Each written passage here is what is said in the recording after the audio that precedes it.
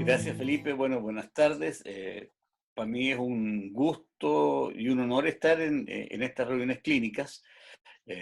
Y yo siento que la posibilidad que tenemos a través de los medios de contactarnos, de comunicarnos, de seguir ayudando a toda la comunidad y particularmente a los niños, a las niñas y a los adolescentes, es una oportunidad muy valiosa. Yo creo que lo decíamos en alguna otra oportunidad cuando estábamos conversando, que frente a las crisis uno tiene dos caminos, o uno crece desde la crisis o uno se derrota por la crisis. Y yo creo que la apuesta que tenemos que hacer todos nosotros es la apuesta de crecer. Así que vamos a hablar un poco ahora acerca de cosas que podemos hacer para cuidar la salud mental de los niños en cuarentena. Eh, y yo creo que esta conversación tiene un doble sentido. Por una parte, el que nosotros, la gran mayoría de los que estamos conectados hoy día, somos profesionales que trabajamos con niños y con sus familias y por lo tanto eh, podemos, tenemos una responsabilidad acerca de cómo apoyarlos, acerca de cómo entregar conocimientos y acerca de cómo entregar información que sea sustentable. Y por otra parte también está en nuestro doble rol, ¿no es cierto?, el que muchos de nosotros también tenemos hijos. Y por lo tanto no solamente tenemos que preocuparnos de cuidar el bienestar de nuestros usuarios, sino también tenemos que cuidar el bienestar de nuestros usuarios internos, en este caso nuestra familia, y por lo tanto yo tengo la esperanza que las cosas que conversemos hoy día no sean útiles tanto en nuestros roles de profesionales como también en nuestros roles de padres y de madres. Y vamos a ver si esto es un aporte. Perfecto. Entonces, bueno, esta es una situación bien especial, ¿no es cierto? Los niños y las niñas que están en cuarentena están enfrentados a una doble fuente de estrés. Por una parte, el hecho de estar en una pandemia que afecta el funcionamiento de todo un país, que afecta el funcionamiento de todo un mundo finalmente, ¿no es cierto? En que las cosas ya no son como eran hasta hace un par de meses atrás, en que los papás están trabajando de un modo distinto, en que hay un montón de preocupaciones, hay un montón de temores, hay un montón de información que anda dando vuelta y que preocupa a los niños. Y por otra parte, el hecho que se ven hace ya un mes, más de un mes, ¿no es cierto?, encerrados en sus casas, sin poder salir, sin poder juntarse con los amigos, sin ir al colegio, y lo que es más complejo aún es que se ven encerrados en las casas y en muchas oportunidades con padres que no salen tampoco, lo cual uno en la primera mirada puede decir, oye, eso es entretenido, eso es bueno, pero vemos que también trae algunas complicaciones. Por otra parte, ¿no es cierto? Aparte de la situación objetiva y real de que los niños están encerrados en sus casas y de que estamos enfrentando una situación que es inédita, eh, por otra parte también hay características de los niños que les hacen más sensibles a esto, a mayores dificultades por el desarrollo cognitivo para comprender lo que está pasando, una mayor sensación de vulnerabilidad, y también esta cosa que de repente como se instaló en la conversación de que los niños prácticamente no se iban a enfermar de esto, lo cual pareciera ser relativamente cierto, pero no absolutamente cierto, como que nos podíamos despreocupar de ellos, y teníamos que preocuparnos de los adultos mayores, teníamos que preocuparnos de las personas con cardiopatía, y como que nos olvidamos un poco que los niños quedaban ahí una vez más relegados e invisibilizados. Y eso también es un factor de riesgo y también es un problema.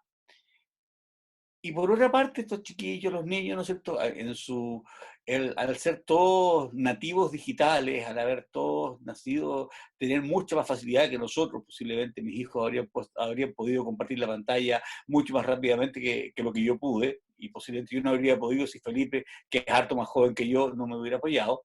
Eh, pero independientemente de eso,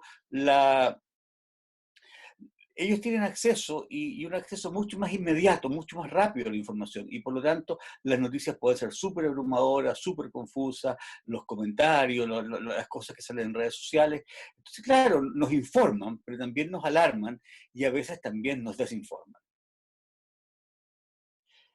Pero aparte de eso, y lo que dice el título de esta diapositiva es que cada familia es distinta. Y eso es una cosa que también es importante tener presente, porque es súper complicado cuando uno se pone a dar consejos, se pone a dar recomendaciones, se pone a dar sugerencias, eh, y se olvida de que estamos enfrentando a una cantidad de familias muy, muy diversas, con muchas características diferentes, con muchas situaciones diferentes, y que por lo tanto esta receta que puede ser súper buena para una familia, para otra familia resulta absolutamente impracticable. Yo quiero que nos vayamos imaginando, ¿no es cierto?, desde niños que no viven con sus familias, que viven en hogares de menores, pasando por niños que viven en familias monoparentales, pasando por niños que viven en familias que los padres no han podido hacer cuarentena porque tienen que salir todos los días a intentar trabajar de alguna forma. Niños que viven en familias donde hay violencia intrafamiliar. Niños que viven en familias donde hay padres, madres, hermanos mayores con consumo de alcohol, con consumo de drogas. Niños que viven en familias en las cuales en una pieza se comparte comedor, living, dormitorio para varios y cocina. Y hasta el otro extremo, niños que están en familias donde están papá, mamá con teletrabajo, con plena certeza de su seguridad laboral, en que cada uno tiene su pieza, en que cada uno tiene su propio computador, mientras que tanto que hay casas donde no hay computadores, donde la conexión de Wi-Fi permite contactarse varios simultáneamente. Entonces, ese espectro tan amplio es el espectro con el cual tenemos que lidiar, con el cual tenemos que apoyar, y en el cual, ¿no es cierto?, uno va viendo que la necesidad de apoyar es la misma, pero los recursos son distintos. Y ahí yo creo que tenemos que ser súper, súper respetuosos de las diferentes familias con sus diferentes características, y tenemos que ser súper cautos en no pretender que el modelo que yo puedo aplicar para mí o para mi entorno necesariamente va a ser el mejor modelo o va a ser siquiera aplicable a otros. Entonces, por eso es re importante el, cada vez que vamos a apoyar a una familia, cada vez que vayamos a apoyar a un niño, antes de ponernos a dar mucho consejo, antes de ponernos a dar muchas sugerencias, partamos por preguntar. Preguntemos en qué están, cómo viven, quiénes son los que están en la casa, cuál es la rutina. O sea, armémonos una imagen de cómo es la familia a la que queremos apoyar antes de ponernos a dar sugerencias, que algunas pueden ser muy útiles y otras pueden ser absolutamente impracticables. Y hay que estar muy atentos que cuando yo le entrego a padres, ¿no es cierto?, indicaciones de lo que debería hacer, y a estos padres les resulta absolutamente imposible efectuarlo, no porque no quieran, no porque no tengan la voluntad, sino porque no tienen los recursos, entonces la sensación de culpabilidad, la sensación de estar al debe se hace incluso mayor. Y por lo tanto yo creo que nuestro primer consejo debería ser, antes de hablar, escuchemos. Antes de entregar muchas recomendaciones, muchos listados, preguntemos en qué están, con qué recursos cuentan.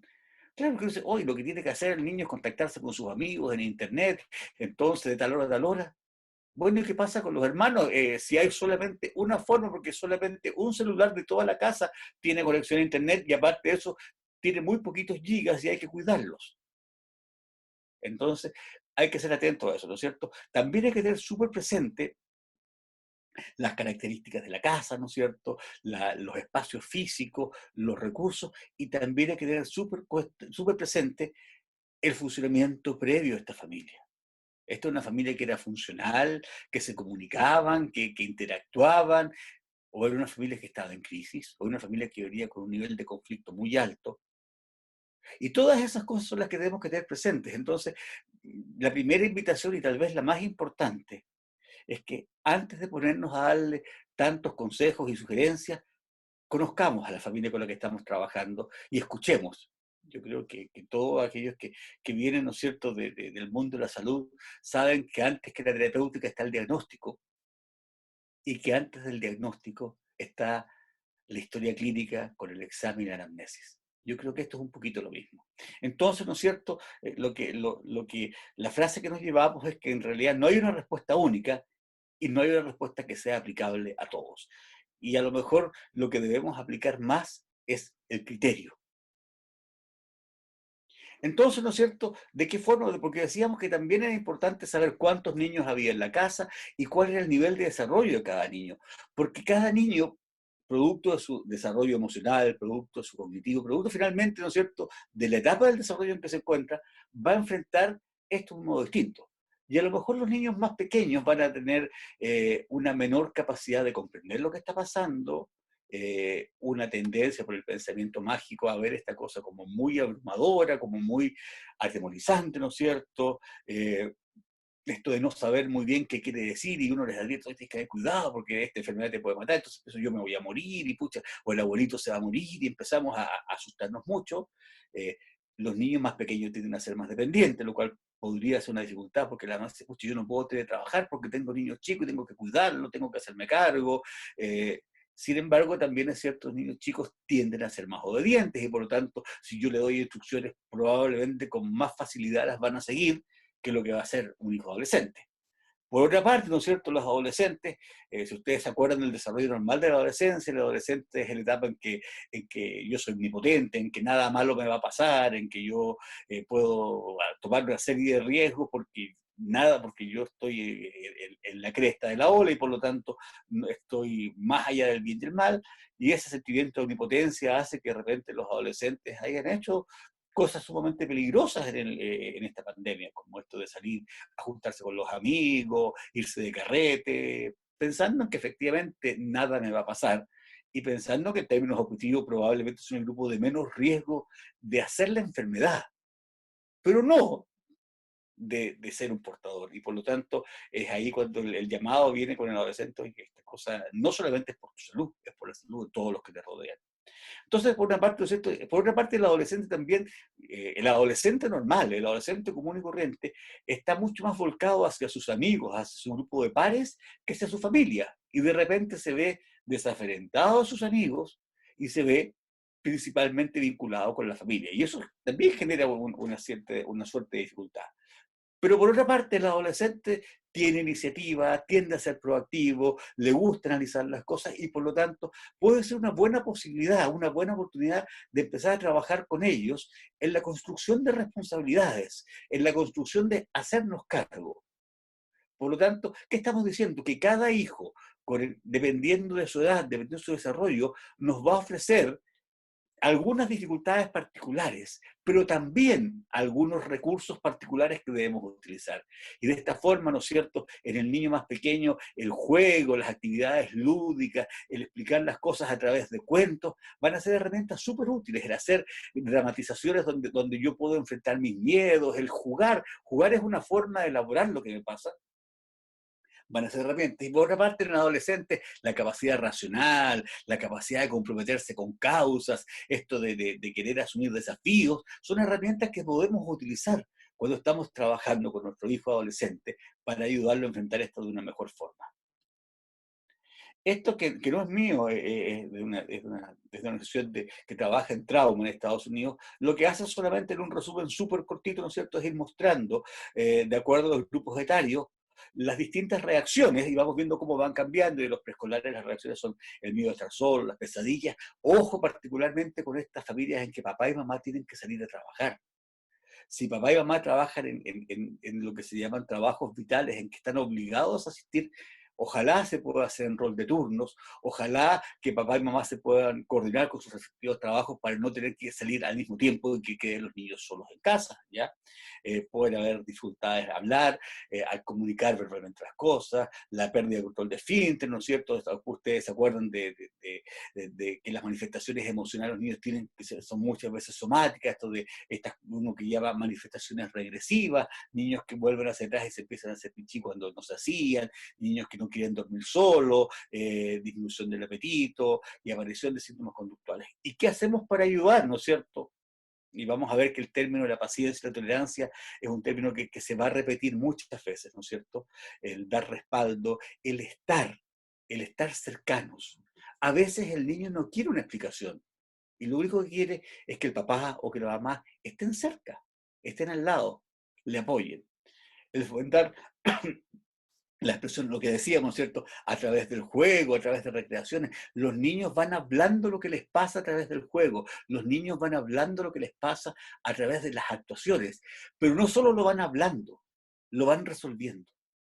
Y a través del cuento, a través de la historia, a través del juego, tú puedes resolver un conflicto que tienes emocionalmente.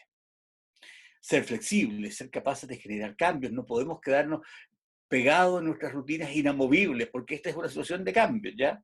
Y ser capaces, vamos a hablar con más detalle después de ir hablando de la planificación de actividades y de las rutinas, ¿no es cierto? Y de evitar la sobreexposición a los medios.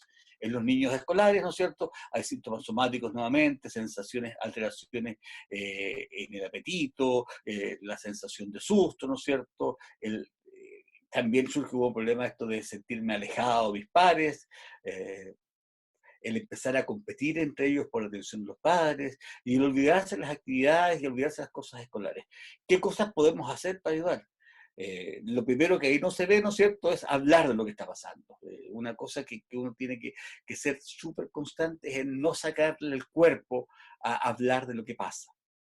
Los niños requieren espacios donde se pueda hablar. No es estar, a ver, no es estar en forma majadera constantemente, hablando solo de esto, hablando solo de esto, hablando solo. No, no, tenemos que hablar de muchas más cosas, pero también tenemos que hablar de esto. Hacer ejercicio, ¿no es cierto? Participar en actividades educativas, y ahí, claro, va a haber niños que están en colegios que están haciendo clases online. Va a haber niños que están en colegios en que les mandaron las clases de la semana porque no hay posibilidad de hacerlo online. Hay niños que van a estar en colegios donde no les han mandado nada. Y por lo tanto, tendremos que ir orientando a estos papás en cómo estudiar cuando estoy en clases online o dónde buscar información si es que no estoy en clases online, para que los chiquillos vayan teniendo trabajo.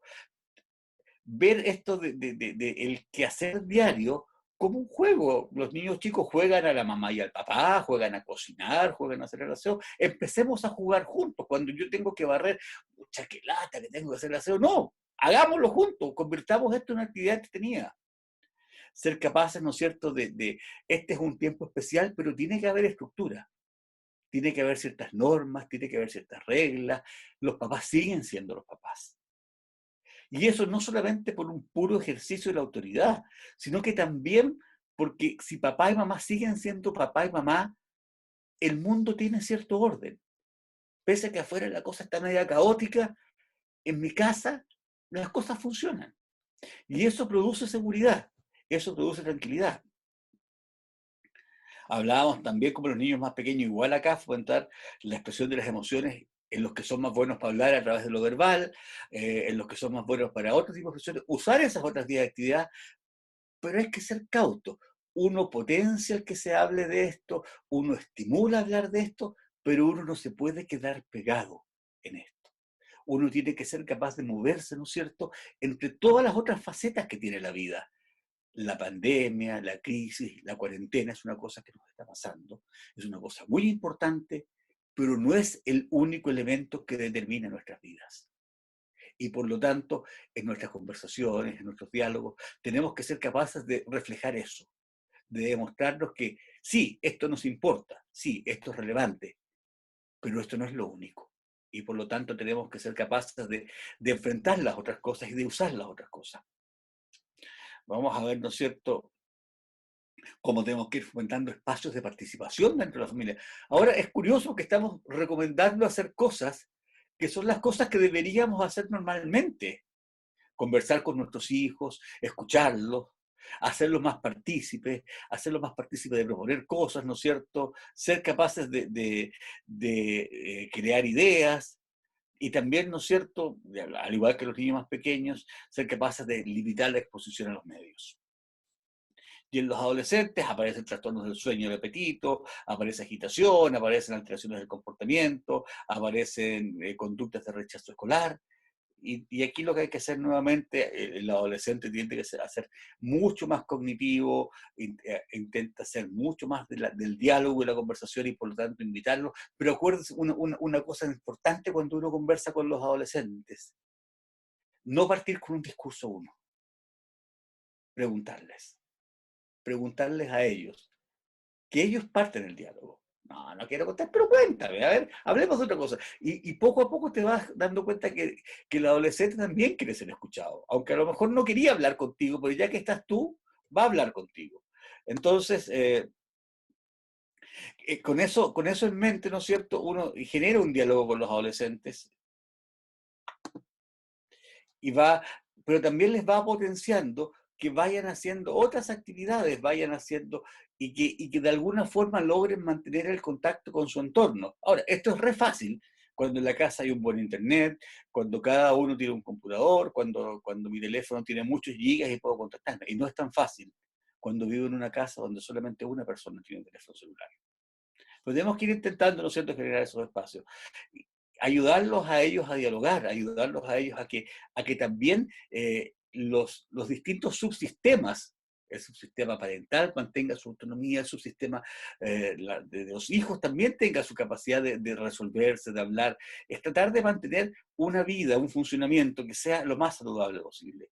Y nuevamente acá, si bien estamos diciendo que los medios de comunicación, los sistemas de interacción informática son súper importantes, también es cierto que debemos ser capaces de filtrar, de limitar, y vamos a hablar un poquito más con detalle acerca de eso.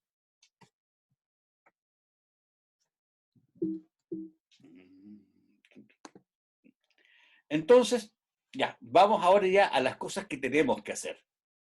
Porque hemos descrito la situación, hemos visto que la situación es variable y tenemos que, ¿cómo hacemos? Lo primero, ¿no es cierto?, es validar las emociones. Estamos sintiendo cosas y cuando validamos las emociones, no solamente validamos las emociones de los demás, también las nuestras. ¿Qué nos pasa a nosotros con todo esto? Y no hay emociones correctas. Uno puede sentir miedo, otro puede ser positivo y optimista, otro puede tener mucha esperanza, otro puede tener mucha rabia, ¿no es cierto? Otro puede estar muy contento porque pucha, está con el papá, con la mamá y encuentra que esto es entretenido, otro le puede dar mucha lata porque no puede salir y quiere disfrutarse con los amigos. Todas son emociones que tenemos.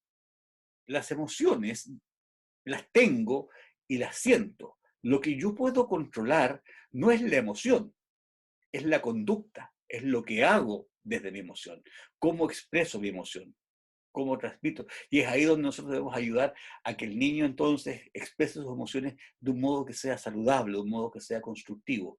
Pero no podemos descalificar la emoción. Y atención, tampoco podemos descalificar nuestras propias emociones. Los niños necesitan padres, madres que los apoyen, que los orienten, que los guíen, pero también que sean capaces de reconocer sus propias flaquezas y seamos capaces de solucionarlas, de enfrentarlas, de lograrlas. Y en ese sentido también es súper importante ser tolerantes, ser humildes, ser capaces nosotros los papás de pedir disculpas cuando nos equivoquemos. Y nos vamos a equivocar. Nos vamos a equivocar muchas veces. En la interacción normal cometemos errores. En esta interacción que es mucho más frecuente, en que nosotros también estamos sometidos a muchos estresores, es mucho más probable que nos equivoquemos. Y por lo tanto tenemos que ser capaces de asumir esos errores, de pedir disculpas, de intentar corregirlos. Y así como le pedimos a los chiquillos que nos perdonen, también nosotros tenemos que aprender a tolerar sus propios errores. Hablar y preguntar por las emociones. Ser realistas. Aquí nadie es superhéroe, aquí nadie se la sabe toda, aquí nadie sabe con certeza cuándo se va a acabar esto. Y por lo tanto, tenemos que tener claro que vamos a pedir los mejores esfuerzos, nos vamos a esforzar también, pero también tenemos que aceptar que no estamos rindiendo como rendimos normalmente. Y eso daría para todo otra conversación, ¿no es cierto?, acerca de qué pasa con los colegios. Yo tengo la esperanza que este periodo de 2 semanas, que hay mucha discusión, ¿no es cierto?, si eran convenientes o no eran convenientes, los colegios las hayan tomado como para reflexionar acerca de cuál es el objetivo de la educación a distancia en esta situación. Si el objetivo es pasar todos los contenidos que se habrían pasado normalmente, posiblemente la cosa no va a andar muy bien. Si el objetivo es entregarle herramientas a los niños, brindar un espacio de distracción, mantener actividades dinámicas, posiblemente ahí la cosa va a funcionar mucho mejor. Entonces, ojo con la sobreexigencia hacia los otros y también con la sobreexigencia a uno mismo. ¿Ya? Aprovechar el tiempo. Y vamos a ver un poquito después con más detalle acerca de esto de la capacidad de organizar los tiempos. Porque tenemos que ser capaces, ¿no es cierto? Esta cosa nos da una oportunidad que es un poco inédita. Todos los que estamos en esta reunión somos personas que trabajamos. Y que el tiempo que estamos en casa es variable. Algunos han sido lo suficientemente organizados como para pasar harto tiempo en casa. Otros hacemos la pelea, pero no nos resulta tanto. Y estamos ahora con harto tiempo. Pero no es tanto, porque resulta que los hijos estudian, uno teletrabaja, hay que hacer las cosas que normalmente se hacen en una casa, y por lo tanto todo eso nos debe llevar a poder generar, ¿no es cierto?, estrategias que nos permitan compartir tiempo, que nos permitan establecer diálogos no solamente para hablar de la pandemia, sino para hablar de nosotros, para recuperar ese espacio de complicidad familiar. Ayudar a los niños y a las niñas y a los jóvenes a que organicen sus tiempos, a que, y eso implica también organizar nuestros propios tiempos. Tratar de hacer calzar el tiempo en que yo teletrabajo con el tiempo en que mi hijo o mi hija está conectado con el colegio o está haciendo tareas. Tratar de hacer coincidir los tiempos para hacer cosas en conjunto. Ser capaces, ¿no es cierto?, esto no es una regla matemática, pero uno podría dividir, ¿no es cierto?, las 24 horas del día en 3 tercios. Las 8 horas que duermo, y yo debería mantener patrones de sueño regular, las 8 horas en que yo trabajo o estudio, y ahí uno debería pensar que el niño no debería pasar más de 8 horas de lunes a viernes, todos los días de lunes a viernes, entre conectado con el colegio, haciendo sus tareas, estudiando y participando de clases. No es que el niño esté disponible de las 8 de la mañana a las 8 de la noche para el colegio. El niño no debería tener una vinculación con el colegio en este periodo más allá que de las 8 a las 3 4 de la tarde, que es más o menos el periodo que el niño está en clases. Y hay que ser cauto. Y ese dato también sirve para los papás que trabajamos. O sea, no es que yo esté disponible, si yo estoy teletrabajando, no es que yo esté disponible para la universidad o el hospital o el CEFAM o el COSAM todo el día, a cualquier hora.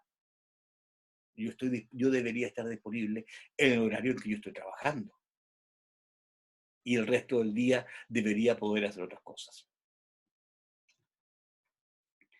Entonces, hablemos un poquito de la organización del tiempo. Esto no es mío, esto es del Ministerio de Salud, pero es un modelo de horario pensado en niños, ¿no es cierto? En que se habla de hacer cosas, del lavado de cara, del tener rutinas, ¿no es cierto? El que yo me levanto a cierta hora, en lo posible tomo desayuno con todos, ¿no es cierto? Me visto, me ducho, me lavo, empiezo mi trabajo académico, ¿no es cierto? Si es que mi colegio tiene clases, ojalá que el colegio ponga las clases en ese horario de la mañana. Si es que el colegio no hace clases, bueno, usaré ese espacio para hacer las tareas que el colegio mandó, o si no me mandan tareas, trataré de usar ese espacio para hacer cosas académicas que los papás me descargaron de internet o que de alguna forma me hicieron llegar. Eso también es una cosa que uno debería ir pensando, ¿no es cierto? Las municipalidades deberían tener en lo posible un catastro desde las direcciones de educación de cada municipalidad, de cuáles son los niños que están en clases con sus colegios, cuáles son los niños que reciben material académico a través de vía virtual, ¿no es cierto? Y cuáles son los niños producto que no tienen acceso a Internet o producto que su colegio no lo ha podido hacer, tendrán que recibir de manera física actividades académicas. Y tener siempre claro que las actividades académicas en esta situación buscan enseñar, pero también buscan entretener y divertir. Entonces, ¿no es cierto? La idea es que el niño tenga un, un calendario de actividades, un programa, un horario, y que se establezcan ciertas rutinas, o sea, que me levante a cierta hora, que me vista, que tome desayuno, que haga mi labor académica, después que me tome una pausa, después que almorcemos toda la familia si es que estamos en casa, después que haga las tareas y después hice las tareas, vendrá el tiempo de esparcimiento en que voy a jugar, en que voy a hacer ejercicio, en que voy a contactarme con mis amigos, en que voy a jugar con mis padres también. O sea, tratar de ojalá distribuir el día como debería ser. ¿Ya? Aquí se me va a ver lo viejo que soy, como era antes, que yo tenía clases en la mañana, hacía las tareas temprano en la tarde y el resto de la tarde era para jugar. Esa era una lógica bastante saludable. Yo creo que ahora que estamos con clases en la mañana, clases en la tarde y tareas en la tarde-noche, nuestros cabros se están olvidando un poco de ser niños. Y así como organizamos, ¿no es cierto?, las actividades para los niños, también las organizamos para los adolescentes. Esto no es mío, esto es del Centro de Adolescencia y la Crítica Alemana, pero es otro modelo en que de alguna forma, y si ustedes miran, independientemente que yo puedo variar la actividad, en general todas las pautas plantean eso. La actividad académica y laboral debería ser en la mañana y temprano en la tarde, y las actividades lúdicas, recreativas, deberían ser desde la mitad de la tarde en adelante. O sea, el niño debería, en lo posible, quedar desocupado de su actividad académica, ojalá entre 3 y 4 de la tarde. Y también tener claro que en el periodo de actividad académica tiene que haber pausas, tiene que haber un momento de descanso, de la misma forma que cuando yo voy al colegio tengo recreos, y de la misma forma que tengo tiempo para almorzar, y de la misma forma que tengo espacio para otras cosas. Entonces, ¿no es cierto? Vamos construyendo rutinas, hay que levantarse, hay que ducharse, hay que mantener la pieza en orden. Eso también es importante, esto de el cuidar mis espacios, el generar mis espacios. Si tengo pieza solo, debería todos los días echarle una limpiadita, hacer la cama. Si comparto pieza con hermanos, tendremos que poner de acuerdo para hacerlo en conjunto, ¿no es cierto? O tomar turnos. Si resulta que toda la familia comparte una pieza, tendremos que de alguna forma, por último, como un rito, ¿no es cierto? Esto que limpio, ordeno y convierto la pieza, deja de ser dormitorio y pasa a ser escritorio, por decir algo, ¿no es cierto? Comer en los horarios que corresponde, ojalá comer todos juntos, ¿no es cierto? No sobrecargar con actividades académicas. Este es un tiempo en que efectivamente lo académico puede ser súper importante, pero no debe ser el eje central de todo, ¿no es cierto? Tener atención particularmente con los adolescentes, mi necesidad de tiempo solo, y eso que claro, suena muy fácil en una casa donde cada uno tiene su pieza, no es tan fácil en casas donde muchos comparten una misma pieza, porque a veces a uno le gusta estar en familia, pero a veces también uno necesita un espacio solo. Y ahí tenemos que ser bien respetuosos e ir aprendiendo a distribuirnos los tiempos y los espacios. Ya decíamos, ¿no es cierto? Tiempo de estudio, tiempo de trabajo, tiempo de tareas, pero también tiempo de diversión, tiempo de vida social, y también tener claro los horarios, la higiene del sueño, acostarnos a una hora decente que me permita, ¿no es cierto?, funcionar bien, apagar la tele a esa hora, apagar el celular a esa hora. No hay ninguna razón para que el celular siga prendido toda la noche. ¿Qué más podemos hacer? Ya hablábamos algo de eso, ¿no es cierto? Supervisar y controlar los tiempos de estudio, y algo lo habíamos dicho. Básicamente, ¿en qué se resume esto? En que los colegios, las escuelas, sean un ente que sea un promotor del bienestar emocional del niño y no una fuente adicional de sufrimiento.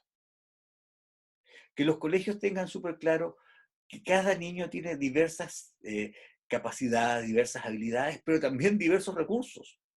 Y por lo tanto, no hacer sentir culpable al Juanito que no se puede conectar a todas las clases, porque todos sus otros hermanos también tienen clases y hay un computador que tiene acceso a Internet. Y por lo tanto, el colegio tendrá que pensar una alternativa para Juanito. Y ahí hay que acordarse que muchas veces las clases asincrónicas, que yo las puedo ver cuando tengo tiempo, resultan más razonables que las clases sincrónicas. Claro que son mucho más bonitas, mucho más llamativas, pero que son mucho más complejas desde un punto de vista de cómo las implemento. Tener los tiempos bien distribuidos, ¿no es cierto? Hablábamos que el tiempo dedicado a la actividad escolar, y cuando digo actividad escolar me refiero no solamente a las clases, sino también a las tareas y el estudio, no debería exceder a un tercio del día, ¿no es cierto? Y pensar que ojalá los sábados y domingos son días para descansar. O sea, pero alguien dice, oye doctor, pero cuando las cosas son normales, los cabros también estudian sábado y domingo. Sí, pero las cosas no son normales. Lo que estamos viviendo hoy día no es normal. Y por lo tanto tenemos que ser capaces de adaptarnos. Hablábamos también, lo repetimos, todo de no sobreexigir, tener metas claras y también afrontar las dificultades de un modo positivo. O sea, si se me cayó internet justo cuando estaba dando una prueba, habrá que hablar con el colegio, habrá que contactarse, y el colegio tendrá que saber que esas cosas pasan.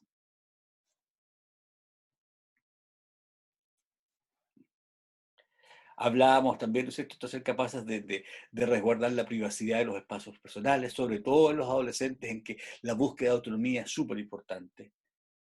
Controlar el tiempo frente a las pantallas. Y aquí, a ver, aquí nos enfrentamos a una situación bien particular, porque nosotros decimos frecuentemente que las pantallas no deberían estar, los niños no deberían pasar más de 2 horas diarias frente a las pantallas. esa es la recomendación de la Academia Americana de Pediatría, eso es lo que nosotros venimos diciendo constantemente, y que un niño no debería pasar más de 2 horas al día frente a las pantallas y sumando entre pantallas PlayStation, computadores, televisores, celulares, todos los métodos de comunicación informáticos. Y resulta que hoy día les decimos, oye, pero es que vas a tener que tener clases de las 8 de la mañana a la 1 de la tarde frente a la pantalla. Y después vas a tener que hacer tus tareas y hacer tu trabajo de las 2 de la tarde a las 4 de la tarde frente a la pantalla. Y después le decimos que el tiempo que va a usar para contactarse con sus amigos, que el tiempo que va a usar para comunicarse con sus abuelos, el tiempo que va a usar para contactarse con sus primos, también lo va a hacer a través de la pantalla. Entonces tenemos que ser capaces de hacer un uso razonable. Una propuesta que no es la única es que uno debería aplicar la ley de las 2 horas para las pantallas de esparcimiento y no contabilizar como tiempo frente a pantalla el tiempo de trabajo frente a pantalla. Estamos diciendo que efectivamente el horario del día en que el niño está conectado porque está haciendo trabajo académico y estudiando, no se le debería imputar a su tiempo de pantalla de recreación. ¿Qué otra cosa es importante? Que el tiempo de recreación incluye un tiempo con pantallas, pero debe incluir tiempos con otras cosas. No queremos, así como no queremos quitarle tiempo de interacción social a través de Internet, así como no queremos quitarle tiempo de recreación, pero también tenemos que potenciar otras formas de recreación. Así, estoy inventando, si resulta que tú tienes de las 4 de la tarde a las 8 de la noche para divertirte, para hacer otras cosas, porque ya hiciste tus tareas, ya trabajaste, entonces que de las 4 a las 6 sea conectado a través del videojuego, conversando con los amigos, pero de las 6 a las 8 será para otras cosas, será para tocar guitarra, será para hacer ejercicio, será para hacer un proyecto de carpintería con mi papá, será para... Y ahí a lo mejor es importante, porque capaz que después se me olvide, hay que estimular a las familias a que hagan cosas con los recursos que tienen.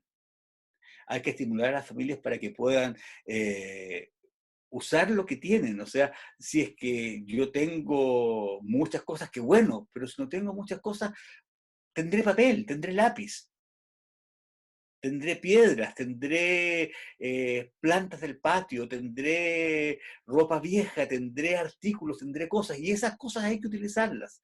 O sea, me encantaría que todos tuvieran acceso a muchas herramientas, muchos juguetes, muchas témperas y pinturas y guitarras, pero no en todas las casas va a estar.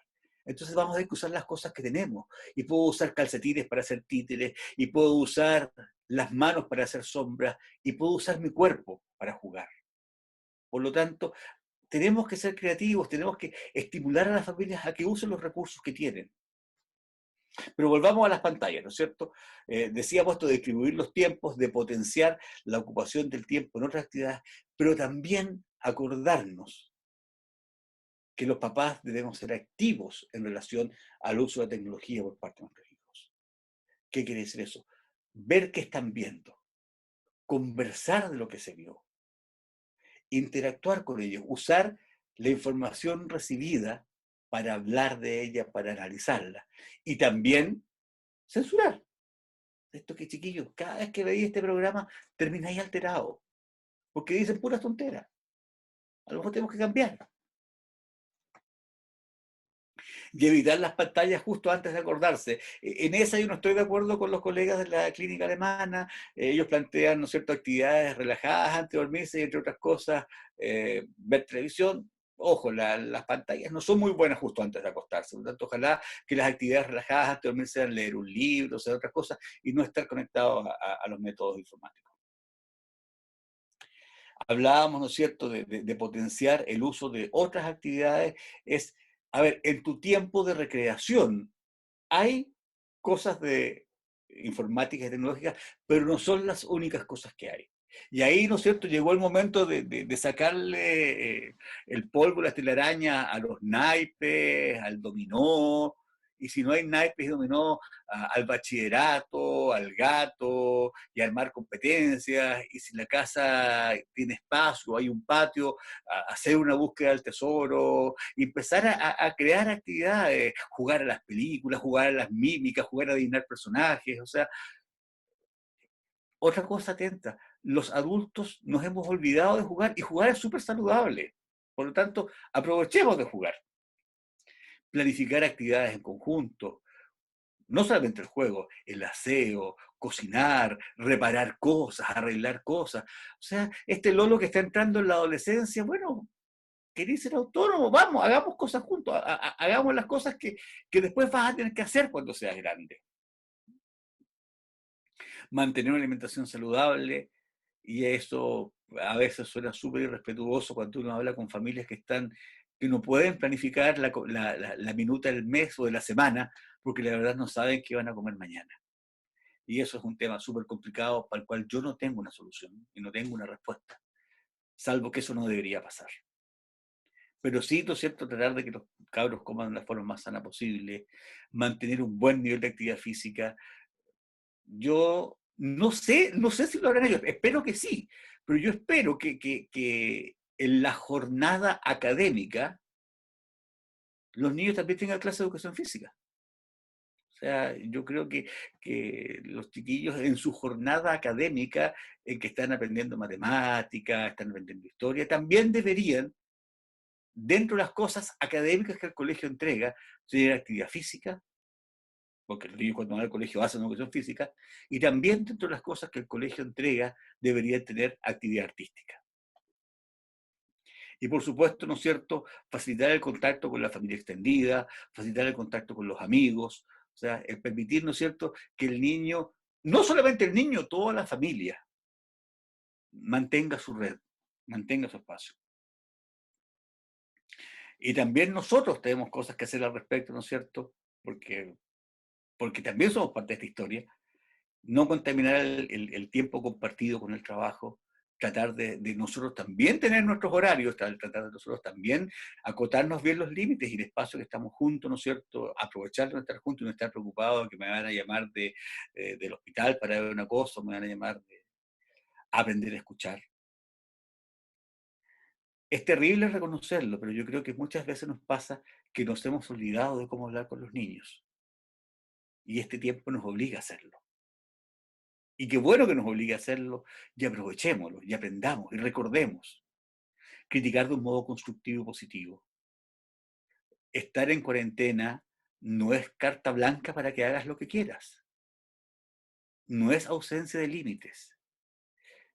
No es ausencia de reglas.